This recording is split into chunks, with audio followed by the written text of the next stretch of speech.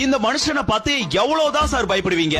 எதுக்கு நீங்க எல்லாம் இவ்வளவு பயம் பயப்படுறீங்க? சினிமா நடிகர்களுக்கு இவர் திரும்ப சினிமாவுக்கு வந்துடக்கூடாதுன்ற பயம், அரசியல்வாதிகளுக்கு கட்சி ஆரம்பிச்சதுல இருந்தே பயம் தான். ஒரு கட்சி பயந்தா பரவாயில்ல, இருக்கிற ஒட்டுமொத்த கட்சியுமே பயப்படுது, பதறுது, அலறுது. ஆளுங்கட்சிக்கு இனிமே நம்மளால ஆள முடியுமான்ற பயம், எதிர்கட்சிக்கு நம்மள ஓரம் கட்டிடுவாங்களேன்ற பயம், மற்ற கட்சிகளுக்கு ஓட்ட பிரிக்கிறாரேன்ற பயம். ஆனா நாம் தமிழருக்கு தளபதியை பார்த்தாலே பயந்தாங்க. ஒருத்தனை பார்த்து மாநில அரசும் பயப்படுது, மத்திய அரசும் பயப்படுது, எம்எல்ஏ எம்பிக்களும் பதறாங்க. சேப்பாக்கத்துல விசிலுக்கு தடை போடுறீங்க, ஜனநாயகன் படத்துக்கு தடை போடுறீங்க, கட்சி வளரக்கூடாதுன்னு களத்துக்கு வர கூட தடை போடுறீங்க. கட்சி துண்ட பார்த்து பயப்படுறீங்க, கட்சி கொடிய பார்த்து பயப்படுறீங்க, கட்சி சின்னத்தை பார்த்து கூட பயப்படுறீங்க. விசில் சத்தம் கேட்டாலே ஏன் இப்படி அலறீங்க?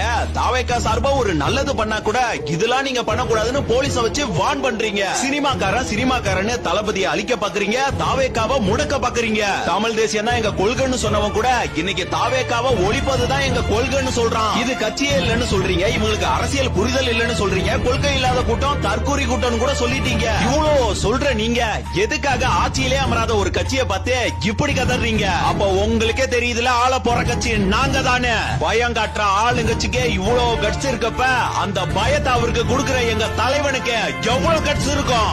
ஏண்டா இந்த விஜய தொட்டோம்? ஏண்டா விஜய் கூட இருக்கிற அந்த மக்களை தொட்டோம்? சார், சரித்திரம் உருவாவதில்லை, உங்களால் தான் உருவாக்கப்படுகிறது. எங்க சிங்கம் சிங்கிளா வந்தாலும் சீறி பாயுண்டா. சும்மா இந்த சீண்டி பாக்குற வேலைலாம் இங்க வச்சுக்காதீங்க. கலவரம் செய்வது எங்கள் நோக்கம் அல்ல. நாங்கள் கலவரம் செய்தால் தமிழ்நாடே தாங்காது. தற்போதைய சூழல்ல அரசியல்ல தலைமை அப்படின்னா 100% சரி.